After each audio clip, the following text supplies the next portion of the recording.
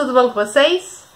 Vamos dar aí continuidade à leitura de contos de Edgar Allan Poe. E hoje nós vamos ler 2 contos. Agora eu vou ler pra vocês o conto A Queda da Casa de Usher e mais tarde Ligeia.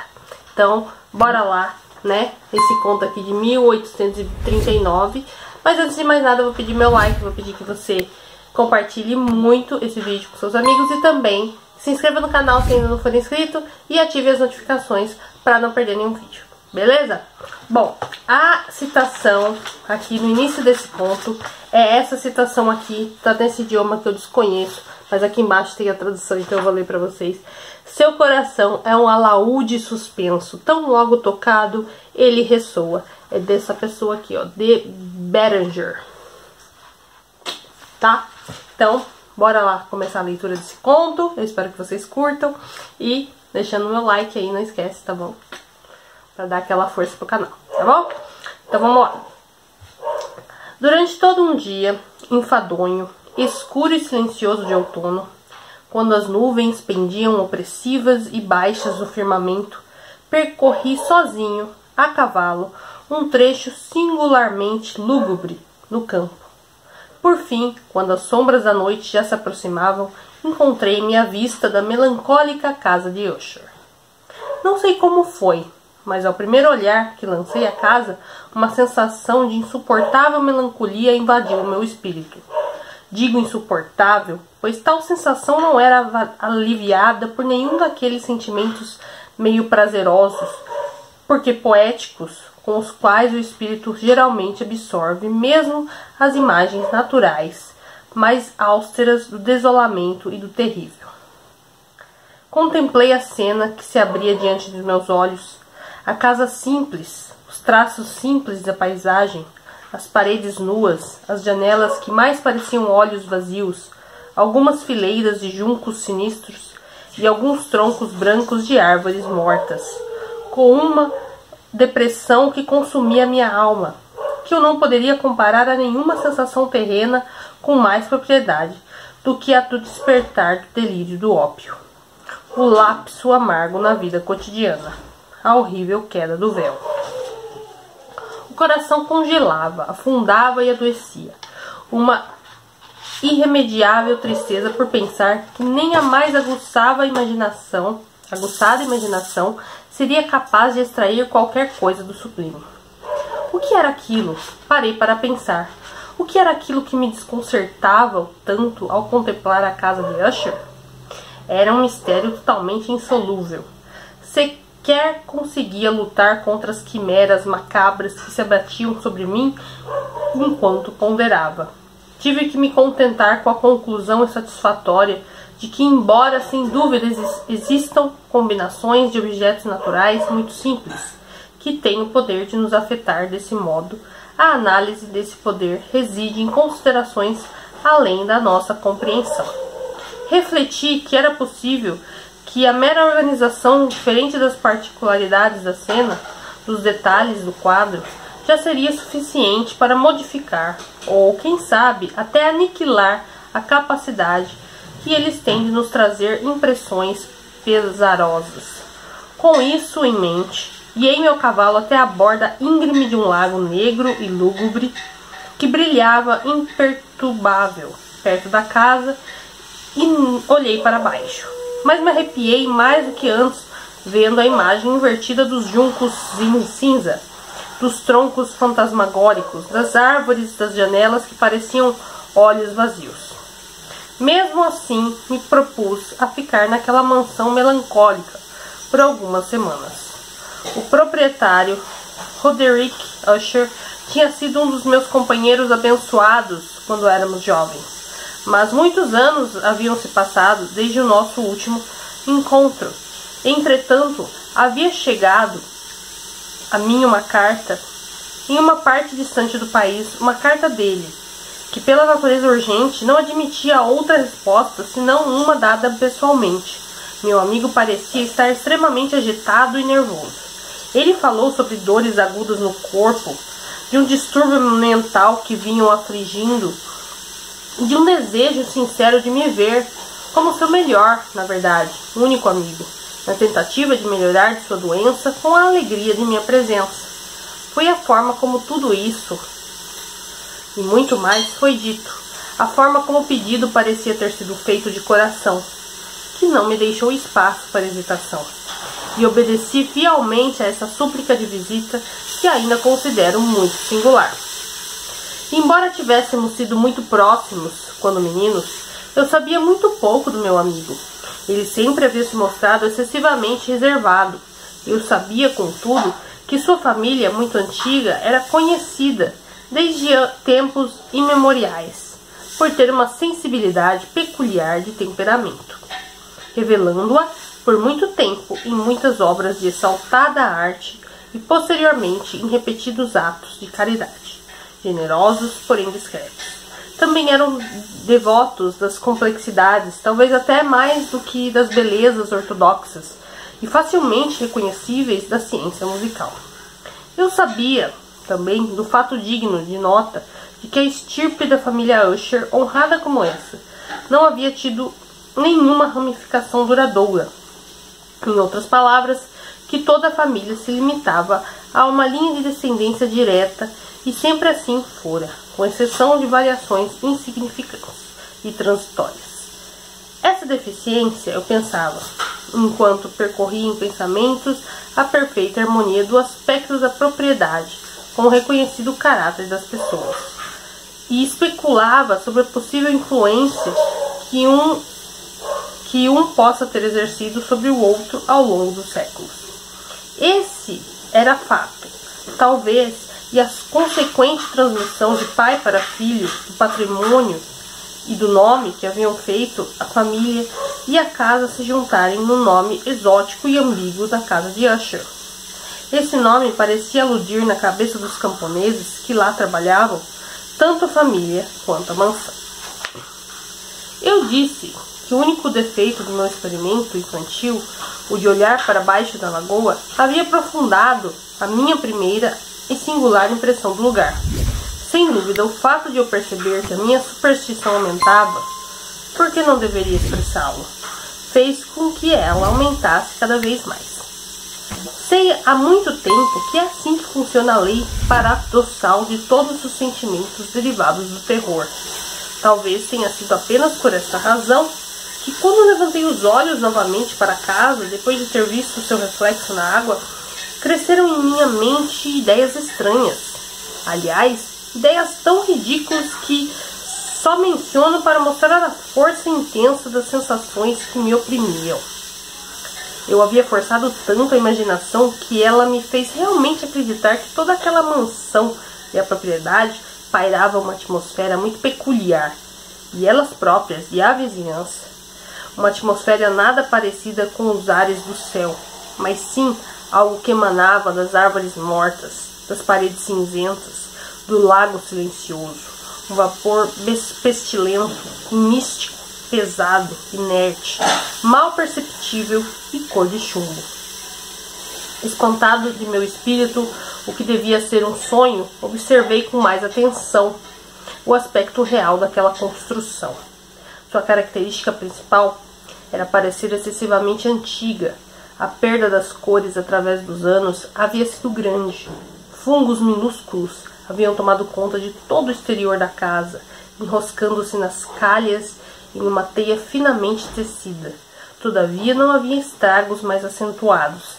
Nenhuma parte da alvenaria ruíra, e parecia haver uma inconsistência extravagante entre o conjunto ainda perfeito das partes da construção e a condição precária de cada pedra. Todavia não havia estragos mais acentuados. Nenhuma parte da alvenaria ruíra, e parecia haver uma inconsistência extravagante entre o conjunto ainda perfeito das partes da construção e a condição precária de cada pedra. Isso me fazia pensar na integridade aparente de uma velha peça de madeira apodrecendo há muitos anos em alguma caverna abandonada, sem contato com o ar exterior. Apesar desse forte indício de decadência, a construção dava poucos sinais de instabilidade. Talvez os olhos de um observador atento tivessem descoberto alguma rachadura imperceptível, que, estendendo-se do teto da frente da casa, descesse pelas paredes em zigue-zague até se perder nas águas sombrias do charco. Observando essas coisas, transpus o curto caminho que conduzia à casa. Um criado tomou meu cavalo e então passei pelos arcos góticos do vestíbulo. Outro criado me conduziu em silêncio, a passos furtivos, pelos vários corredores escuros e intrincados, a caminho do gabinete de seu amo. Muito do que encontrei pelo caminho contribuiu para potencializar todos os sentimentos vagos que já descrevi de uma forma que não sei explicar. Embora os objetos ao meu redor, mesmo as pinturas do teto, as tapeçarias sombrias nas paredes, o chão preto como ébano, ou mesmo os troféus heráldicos, fantasmagóricos que retiniam enquanto eu passava, fossem coisas com as quais eu me acostumara na infância, e mesmo não hesitando em reconhecer o quanto tudo aquilo era familiar para mim, eu ainda me admirava por perceber o quanto as impressões que as imagens comuns me causavam eram estranhas. Em uma das escadarias encontrei o médico da família. Seu semblante, pensei, parecia encerrar uma mistura de baixa astúcia e embaraço. Ele me cumprimentou com um leve tremor e continuou andando.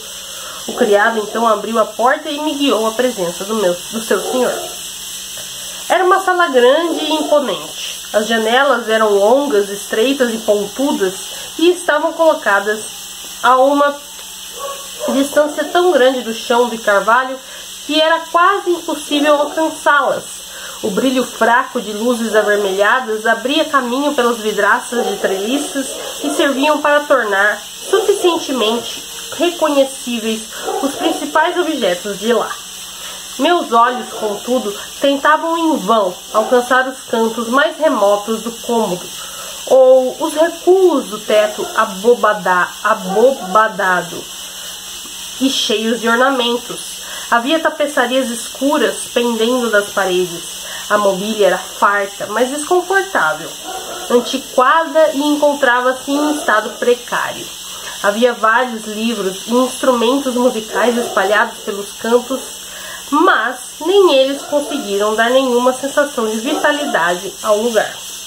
Senti que respirava uma atmosfera de angústia, uma atmosfera de profunda, penetrante e irremediável melancolia pairava no ar e tomava conta de tudo. Quando entrei, Usher levantou-se do sofá onde estava deitado e me cumprimentou tão calorosamente que a princípio considerei uma cordialidade exagerada, um esforço constrangido de um homem cansado do mundo.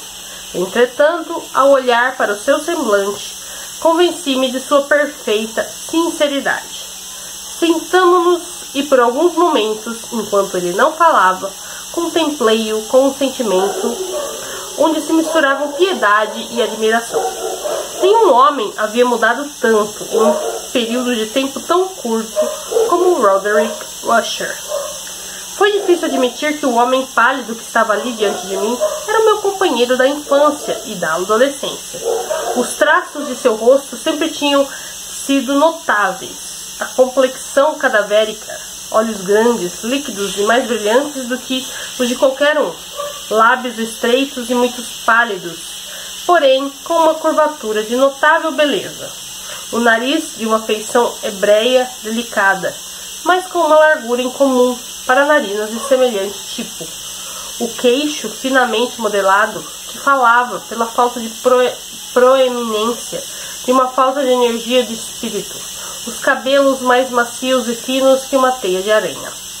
Todos esses traços, que se expandiam excessivamente sobre a região das têmporas, faziam com que aquele semblante não pudesse ser esquecido facilmente. Mas agora, no exagero do caráter predominante desses traços e da expressão que eles costumavam transmitir, havia tanta mudança que comecei a duvidar daquele com quem falava. A palidez fantasmagórica da pele e o brilho miraculoso que agora havia em seus olhos, acima de tudo, me surpreenderam e me deixaram impressionado. O cabelo sedoso também havia crescido de uma maneira descuidada e era como se, em sua textura selvagem de teia de aranha, mais flutuasse do que caísse sobre seu rosto. Eu não conseguia, mesmo se me esforçando para isso, relacionar a sua aparência emaranhada com qualquer ideia de simples humanidade. Fiquei surpreso, de início, ao encontrar uma incoerência, uma inconsistência no comportamento do meu amigo, e logo descobri que elas eram motivadas por uma série de tentativas frágeis e inúteis de superar um embaraço habitual. Uma agitação nervosa excessiva. Eu certamente estava preparado para algo dessa natureza, tanto pela carta como também pela lembrança de certos traços da juventude e por conclusões a que cheguei a partir de sua conformação física peculiar e de seu temperamento. Ele alternava a forma como agia. Às vezes era alegre, às vezes carrancudo. A voz variava rapidamente de uma indecisão trêmula, quando a vitalidade parecia estar em completa latência. A essa espécie de concisão enérgica, aquela maneira energética, aquela maneira de falar abrupta, pesada, lenta e oca. A essa voz gutural, densa, equilibrada e perfeitamente modulada, que pode ser observada em um bêbado, perdido ou no viciado em ópio durante períodos de maior exaltação. Foi dessa forma que ele falou sobre o objetivo de minha visita, de seu desejo sincero de me ver, e do consolo que ele esperava que a minha presença lhe trouxesse. Abordou com certa profundidade o que julgava ser a causa de sua doença. Disse que era um mal constitucional e familiar, para o qual ele já não tinha esperança de encontrar uma cura. Uma simples afecção nervosa, acrescentou imediatamente, que sem dúvidas passaria logo. A doença se manifestava através de uma multidão de sensações alternáveis. Enquanto ele as detalhava, algumas delas se interessavam e me deixavam perplexo. Embora talvez os termos e a forma geral como ele as narrou tenham tido seu peso, ele sofria de um aguçamento mórbido dos sentidos e só suportava as comidas mais insípidas. Só podia usar vestes de certa textura. O cheiro de todas as flores o oprimia. Uma mera luz fraca torturava seus olhos e somente alguns sons, todos eles instrumentos de corda, não lhe inspiravam horror. Compreendi que ele estava amarrado a uma estranha espécie de terror. Vou morrer, disse-me ele. Vou morrer por causa dessa deplorável loucura. Assim e não de outra forma, hei de perecer. Temo o que acontecerá no futuro, não os eventos em si, mas as suas consequências. Estremeço ao pensar em qualquer incidente, até mesmo no mais trivial, que possa ter efeito sobre essa agitação intolerável da alma. De fato, não tenho nenhuma aversão ao perigo, exceto em seu efeito absoluto, no terror. Nessa condição debilitada e digna de pena, sinto que, mais cedo ou mais tarde, chegará a hora em que terei de abandonar a vida e a razão ao mesmo tempo em alguma luta contra o fantasma sombrio do medo. Percebi, além disso, pouco a pouco, e por meio de alusões entrecortadas e ambíguas, outro traço singular de sua condição mental. Ele estava dominado por certas impressões supersticiosas com relação ao imóvel onde vivia e de onde, por muitos anos, nunca havia se aventurado a sair. Superstições acerca de uma influência cuja forma hipotética foi descrita em termos muito obscuros para ser relatada aqui. A influência que algumas peculiaridades na simples forma imaterial da mansão da família haviam exercido sobre o seu espírito, graças a um longo sofrimento, ele disse. Um efeito que a aparência das paredes cinzentas, das torres e do lago sombrio, no qual tudo se refletia, tinha com o tempo produzido sobre o estado de ânimo de sua existência. Contudo, ele admitia, mesmo com hesitação, que muito da morbidez peculiar que o afligia podia ser atribuída a uma origem mais natural e palpável, a doença severa e contínua. Na verdade, a aproximação evidente e iminente da morte de sua querida e amada irmã, a única companhia que vinha tendo há anos, seu último e único parente na terra. A morte dela, ele disse, com uma amargura que nunca conseguirei esquecer. Faria dele, ele, o desesperado e frágil, o desesperançado e frágil, o último da antiga linhagem dos Usher.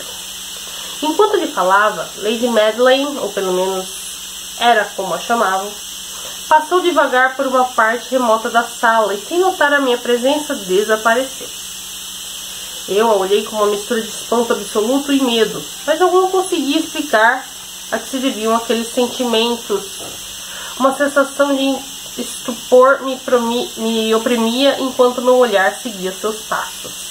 Quando por fim a porta se fechou atrás dela, meu olhar procurou instintivamente e com ansiedade pelo semblante do irmão, mas ele havia escondido o rosto entre as mãos e só pude notar que uma palidez fora do comum, havia tomado conta dos dedos finos, pelos quais escorriam muitas lágrimas apaixonadas. A doença de Lady Madeline vinha há muito desafiando as habilidades dos médicos. Uma apatia fixa, uma devastação física lenta e gradual e frequentes, embora breves. Afecções de um caráter parcialmente cataléptico eram os diagnósticos incomuns. Até então, ela lutara com firmeza contra a doença e não se entregara à cama. Mas ao final da noite em que cheguei a casa, ela sucumbiu, como o irmão me contou no meio da noite, com uma agitação inexprimível, ao poder da prostração da enfermidade, e percebi que o breve vislumbre que tive se sua pessoa seria provavelmente o último. Percebi que não veria mais aquela dama, pelo menos enquanto vivesse. Por vários dias seu nome não foi mencionado nem por Usher nem por mim. Durante esse período ocupei-me dos esforços mais sinceros para aliviar a melancolia de meu amigo. Pintávamos e líamos juntos, ou escutava como um sonho as improvisações extravagantes do seu eloquente violão. E assim, à medida que crescia nossa intimidade, conseguia adentrar com menos reservas em seu espírito, e com mais amargura percebia a inutilidade de todas as tentativas de alegrar uma mente cuja escuridão, como se fosse uma qualidade positiva inerente, se derramava sobre todos os assuntos do universo moral e físico em uma incessante irradiação de melancolia. Sempre levarei comigo as lembranças das várias horas solenes que passei a sós com o dono da casa de Usher.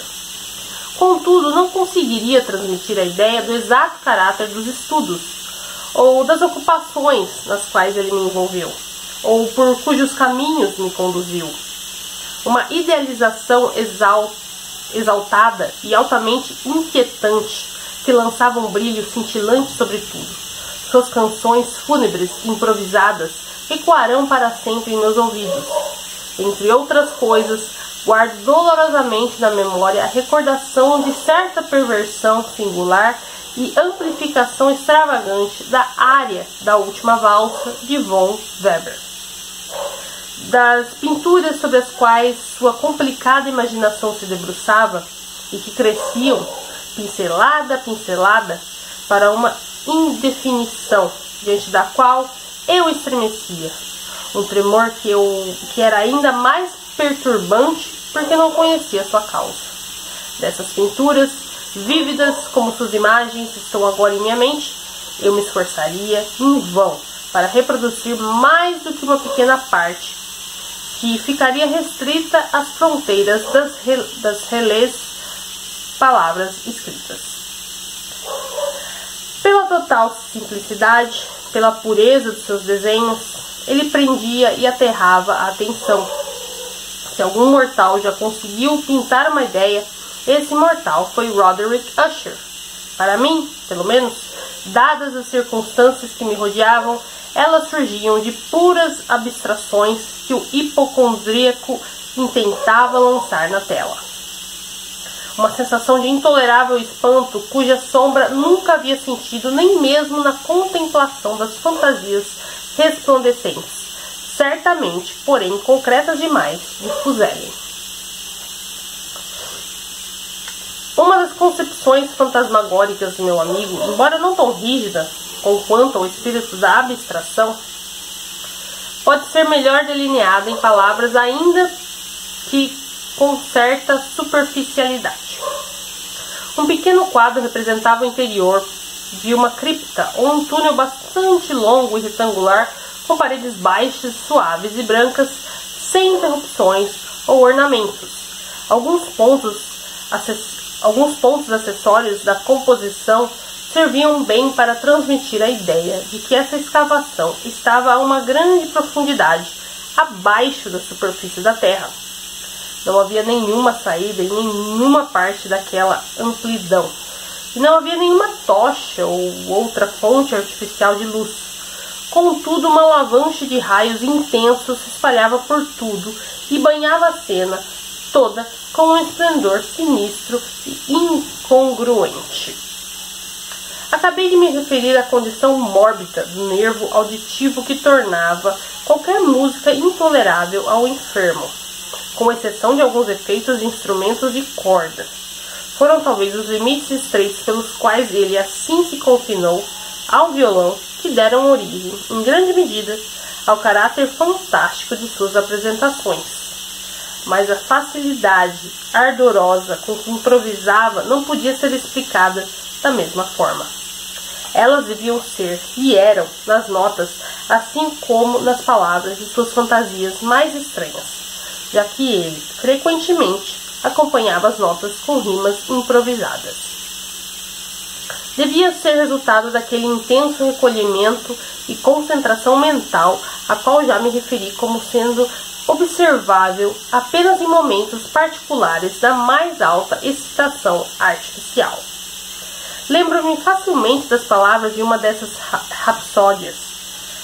Talvez tenha ficado mais impressionado com elas quando ele a apresentou, porque na maré mística de seu significado, imaginei perceber, e pela primeira vez, a plena consciência da parte de Usher.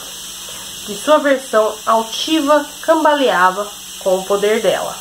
Os versos que eram titulados de O Palácio Assombrado eram mais ou menos assim.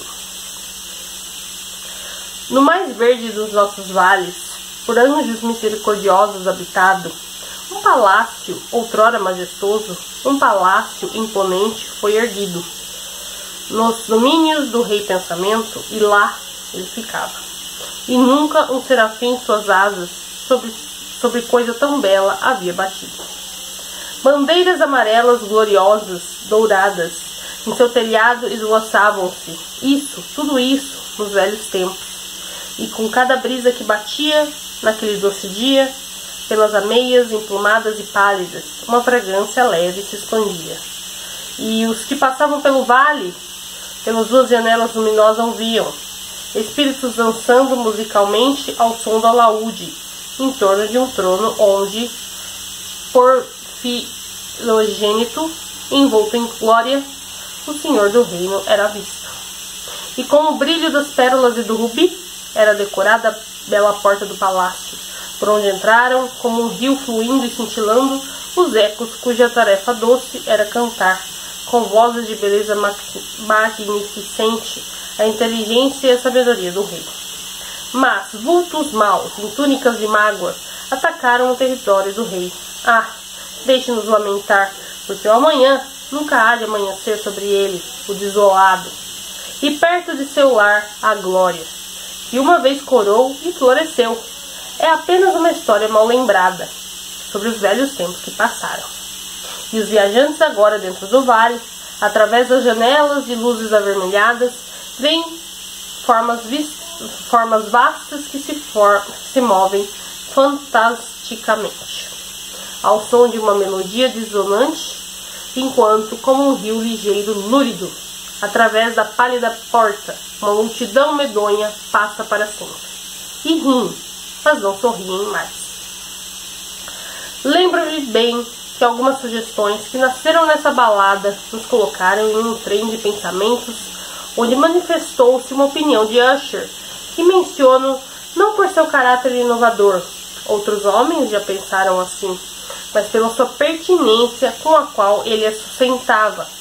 Essa opinião, em linhas gerais, defendia a existência da sensibilidade em todos os seres vegetais, mas em sua imaginação confusa, a ideia havia assumido um caráter mais audaz e invadia, sob certas condições, o reino inorgânico. Faltam-me palavras para expressar todo o alcance ou a sincera desenvoltura de sua convicção. A crença, contudo, estava relacionada, como já insinuei anteriormente, às pedras cinzentas da casa de seus antepassados. As condições da sensitividade, ele imaginava, tinham sido verificadas pela forma como as pedras tinham sido colocadas, pela ordem como tinham sido dispostas, assim como pelo grande número de fungos que as cobria e pelas árvores mortas que ficavam à sua volta. Acima de tudo, por como essa ordem mantinha-se imperturbável há tanto tempo e por como o cenário era reduplicado nas águas estagnadas do lago. A prova disso, a prova da sensitividade, podia ser vista, disse ele, e ao ouvi-lo estremeci na gradual, mas inevitável condensação de uma atmosfera própria em torno das águas e nas paredes. O resultado era perceptível, ele acrescentou nessa influência silenciosa, porém insistente e terrível, que durante séculos havia moldado os destinos da família e o transformado no que eu agora via, naquilo que ele era. Tais opiniões não requerem comentários e não farei nenhum. Nossos livros que por anos construíram boa parte da existência mental do enfermo, estavam, como era de se esperar, em rigorosa conformidade com essa natureza fantasmagórica. Debruçavam-nos junto sobre obras como Vervet et Chartres de Gresset, o Belphegor de Maquiavel, Céu e Inferno de Swedenborg, Viagem aos Subterrâneos de Nicholas Klein de Holberg, Quiromancia de Robert Flood, Jean d'Indaginé e de la Chambre, Jornada pela Imensidão Azul de Tieck e A Cidade do Sol de Campanella. Um dos volumes favoritos era uma edição em octavo do Manual do Inquisidor do dominicano Eimerick de Cirone. Havia também passagens em Pomponius Mela sobre os velhos sátiros e gipãs africanos, sobre as quais Usher poderia sentar e sonhar por horas. Seu maior prazer, contudo, se encontrava na leitura cuidadosa de um livro extremamente raro e curioso em gótico em quarto, o manual de uma igreja esquecida. Vigilae mortuum secundum chorum ecclesiae maguntina. Gente, esses nomes. Não pude deixar de pensar no ritual frenético dessa obra e na provável influência que exerceu sobre o hipocondríaco, quando uma noite, depois de me informar que Lady Madeleine havia falecido, declarou que tinha a intenção de preservar o corpo da irmã por 15 dias antes de finalmente sepultá-la, em uma das várias câmaras que existiam dentro dos muros principais da casa. E todavia a razão terrena para esse procedimento tão singular era de uma tal natureza que não pude contestar. O irmão havia sido levado a essa decisão, e assim me disse, considerando o caráter insólito da enfermidade da falecida, das inevitáveis perguntas inoportunas e impulsivas por parte dos médicos e da localização remota e exposta do cemitério da família. Não hei de negar que, ao lembrar-me do semblante sinistro da pessoa com quem havia cruzado nas escadarias no dia em que cheguei àquela casa, não senti nenhum desejo de me opor ao que considerei, na melhor das hipóteses, uma precaução inofensiva e bastante natural. Diante do pedido de Usher, ajudei-o pessoalmente nos preparativos do sepultamento temporário, já tendo o corpo sido colocado no caixão. Nós dois sozinhos levamos o corpo a seu lugar de descanso. A câmara onde o depositamos e que estivera fechada por tanto tempo que nossas tochas, quase sufocadas naquela atmosfera opressiva, quase não nos permitiam investigá-la. Era pequena, úmida e sem nenhuma forma de entrada de luz.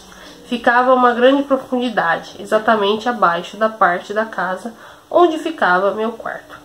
Aparentemente, aquele lugar já havia sido usado na remota época feudal, com o sinistro propósito de servir como masmorra, e atualmente era provavelmente um depósito de pólvora ou qualquer outra substância altamente inflamável, visto que uma parte do piso e todo o interior do corredor abobadado que nos levara até ali foram cuidadosamente revestidos com cobre. A porta, de ferro maciço, tinha uma proteção semelhante. Seu imenso peso, ao mover-se sobre as dobradiças, produzia um chiado agudo e insólido. Uma vez depositado o triste fardo sobre cavaletes, nesse lugar de horror, abrimos parcialmente a parte ainda não soldada do caixão e contemplamos o rosto da ocupante. Uma semelhança impressionante entre o irmão e a irmã atraiu minha atenção pela primeira vez. E Usher, talvez adivinhando meus pensamentos, murmurou algumas palavras que me fizeram entender que a morta e ele eram gêmeos, e que sempre tinha existido entre os dois uma empatia quase incompreensível. Nossos olhares, contudo, não se demoraram muito tempo sobre o cadáver, porque não conseguíamos olhá-la sem espanto. A doença que havia tirado a vida daquela moça em plena juventude, como é normal em doenças de caráter estritamente cataléptico, deixara a ironia de um leve rubor sobre seu peito e seu rosto, e aquele sorriso suspeito que permanecia em seus lábios e que é tão terrível na morte. Recolocamos a tampa no lugar e a parafusamos, e depois de fechar a porta de ferro, seguimos com esforço em direção aos quartos, um pouco menos melancólicos, da parte superior da casa. Mas depois de alguns dias de sofrimento, uma mudança perceptível surgiu nas características do distúrbio mental do meu amigo. Seus hábitos haviam desaparecido, negligenciava ou se esquecia das coisas com as quais ele costumava se ocupar. Ele vagava de aposento em aposento, com passos apressados, irregulares e sem objetivo. Seu semblante assumiu, se é que isso era possível, um matiz ainda mais pálido, e a luminosidade dos olhos desapareceu por completo. O tom rouco que às vezes observava em sua voz não foi mais ouvido, e as falas eram trêmulas, como se ele estivesse extremamente horrorizado. Houve vezes em que achei que sua mente agitada e sem descanso estava lidando com algum segredo opressivo e que tinha dificuldade em conseguir a coragem necessária para divulgá-lo. Outras vezes me vi obrigado a reduzir tudo às meras e inexplicáveis divagações da loucura, pois vi meu amigo contemplar o vazio por horas inteiras, com profundíssima atenção, como se ouvisse algum som imaginário. Não era de admirar que o seu estado me aterrorizasse e que terminasse por me contaminar. Sentia rastejar ao meu redor, a passos lentos e certeiros, as influências brutas de suas superstições fantásticas e impressionantes.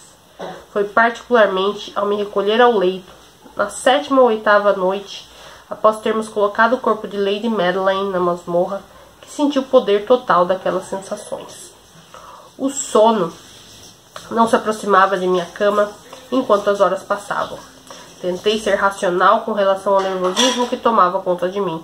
Tentei acreditar que boa parte, se não tudo que eu sentia, devia ser a influência da mobília mórbida do quarto, das tapeçarias escuras e esfarrapadas que, sacudidas por uma tempestade que se aproximava, dançavam de um lado para o outro sobre a parede e sussurravam desconfortavelmente sobre os adornos da cama.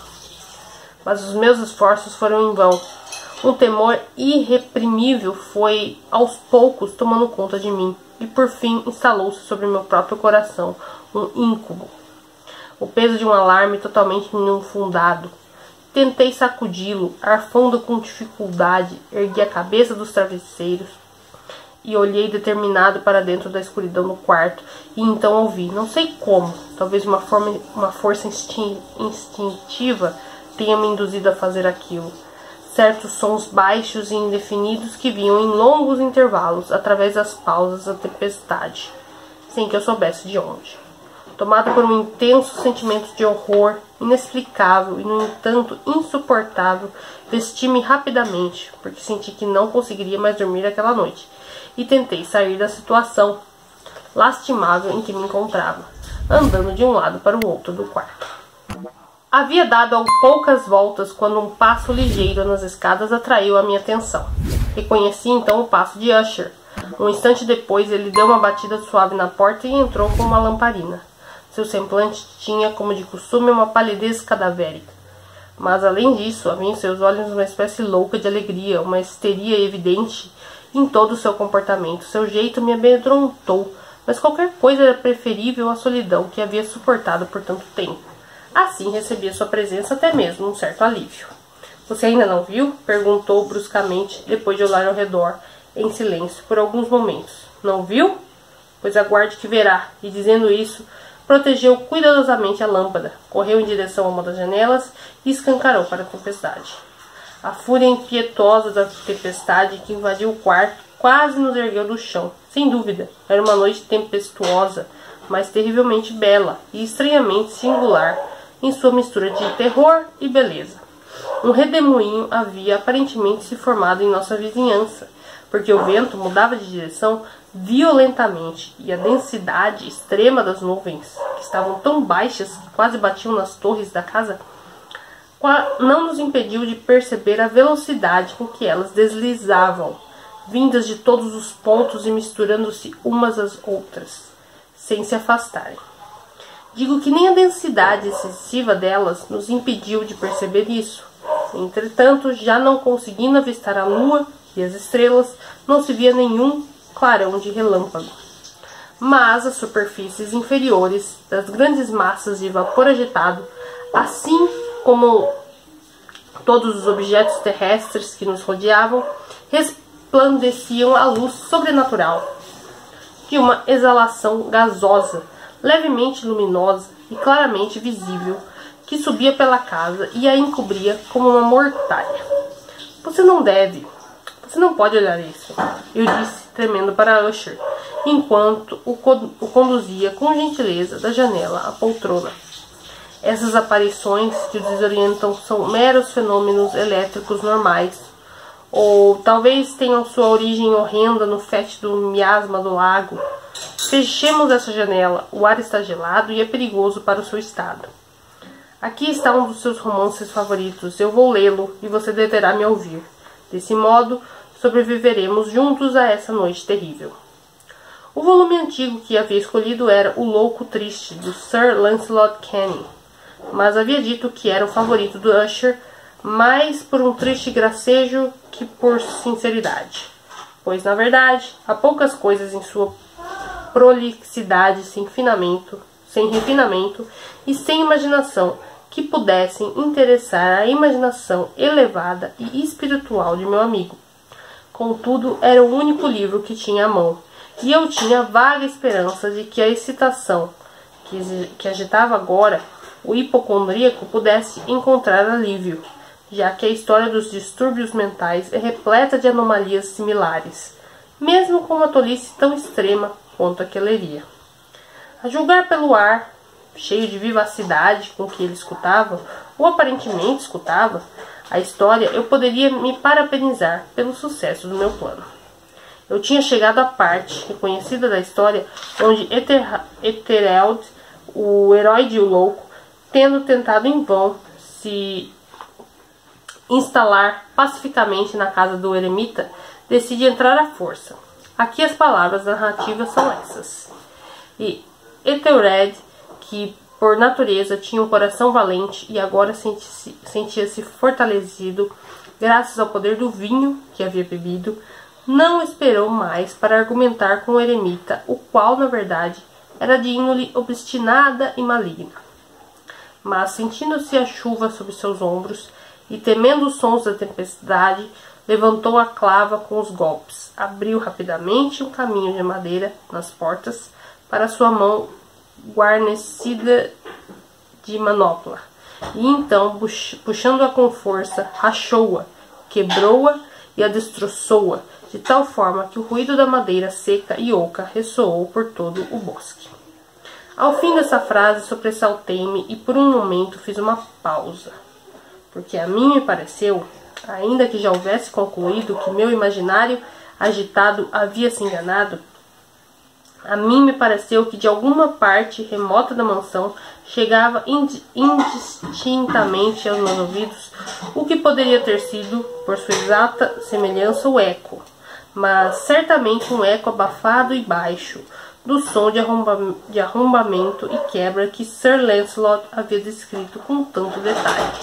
Foi, sem dúvida, somente a coincidência que atribuiu a minha atenção, já que, em meio ao barulho das vidraças, dos batentes, combinado com o barulho da tempestade, que só aumentava, não havia nada que teria me interessado ou incomodado no som. Eu continuei a história.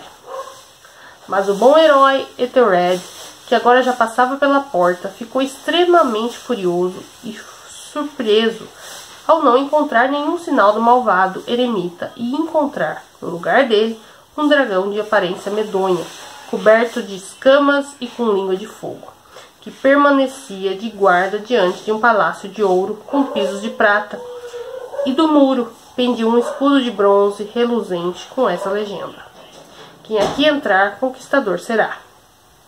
Quem matar o dragão, o escudo canhará. E Ethelred levantou sua clava e golpeou na cabeça o dragão, que caiu aos seus pés e lançou seu último grito com um rugido tão horrendo e áspero e tão forte que Ethelred tapou os ouvidos com as mãos para se proteger daquele som horrível, um ruído como nunca antes tinha ouvido. Aqui parei bruscamente mais uma vez, e agora com um sentimento de violento assombro, porque não podia duvidar que, desta vez, tinha ouvido realmente, ainda que me parecesse impossível dizer em que direção vinha. Um grito ou um rangido, um ruído insólito, sufocado e aparentemente distante, porém áspero e prolongado, a réplica perfeita do que minha imaginação havia produzido como o grito sobrenatural do dragão, tal como descrito pelo escritor. Oprimido, como certamente me encontrava, pela ocorrência da segunda e mais extraordinária coincidência, e por mil sensações contraditórias, nas quais se destacavam a perplexidade e o terror ao extremo, guardei presença de espírito suficiente para não excitar, com nenhuma observação, a sensibilidade de meu amigo. Não tinha certeza de que ele havia percebido aqueles sons, ainda que nos últimos minutos demonstrasse uma evidente e estranha mudança de comportamento. Sentado à minha frente, ele havia girado gradualmente sua cadeira, de modo a contemplar a porta do quarto, e assim eu só podia ver parte de suas feições, embora percebesse que seus lábios tremiam, como se estivessem murmurando algo inaudível. Sua cabeça estava caída sobre o peito, mas eu sabia que não estava dormindo, porque olhando de perfil, percebi que seus olhos estavam arregalados e fixos. O movimento do corpo também contradizia essa ideia, pois se mexia de um lado para o outro com um balanço suave, porém constante e uniforme. Depois de perceber rapidamente tudo isso, continuei a narrativa de Sir Lancelot, que prosseguia assim. E então o herói, depois de escapar da terrível fúria do dragão, lembrou-se do escudo de bronze e do encantamento quebrado, tirou o corpo do morto de seu caminho e avançou com valentia pelo pavimento de prata do castelo, até o muro onde ficava pendurado o escudo. Este, na verdade, não esperou a aproximação de Ethelred e caiu a seus pés sobre o piso de prata, com um som estrondoso e retumbante.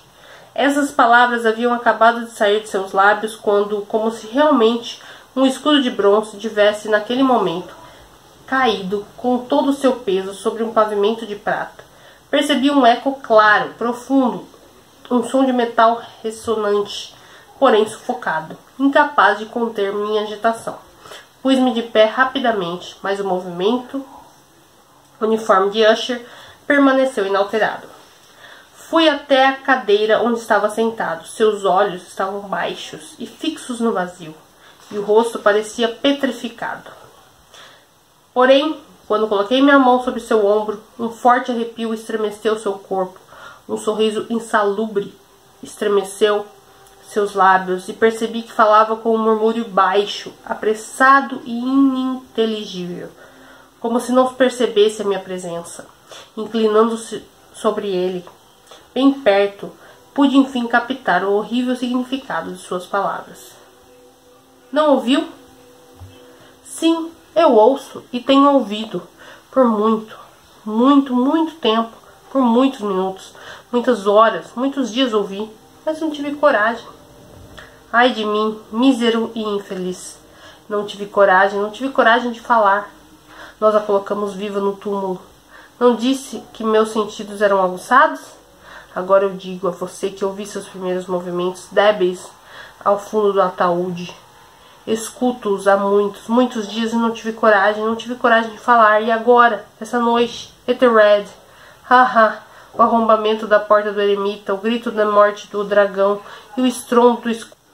Ou seja, o ruído do ataúde se quebrando, o ranger das dobradiças de ferro de sua prisão e seu caminhar pelas arcadas do calabouço, pelo corredor abobadado revestido de cobre. Oh, para onde devo fugir? Não estarás aqui em breve? Não virá reprovar a minha pressa? Não são seus passos que ouço nas escadas? Não percebo a batida pesada e horrível do seu coração? Insensato! E nesse momento pôs-se de pé num salto e gritou essas palavras, como se nesse ato entregasse a sua alma. Insensato! Estou lhe dizendo que ela agora está do outro lado da porta. Como se a energia sobre-humana de sua afirmação tivesse a força de um encantamento, a porta enorme e antiga para a qual Usher apontava abriu lentamente. Naquele instante, suas garras pesadas e negras. Foi obra de uma rajada de vento, mas ali, do outro lado da porta, estava de fato a figura alta e amortalhada de Lady Madeline Usher. Havia sangue em suas roupas brancas e evidências de uma luta amarga em cada parte de seu corpo esquelético. Por um momento, permaneceu trêmula e balançando sobre o limiar da porta. Então, com um lamento baixo, desabou pesadamente sobre o corpo do irmão e, em sua agonia final, arrastou-o para o chão, morto, vítima dos terrores que havia previsto. Fugiu realizado daquele quarto e daquela mansão. A tempestade ainda caía com toda a sua fúria enquanto atravessava a estrada. De repente, uma luz forte surgiu no caminho e virei-me para ver onde poderia estar vindo aquele brilho tão incomum, já que só via a casa e suas sombras atrás de mim.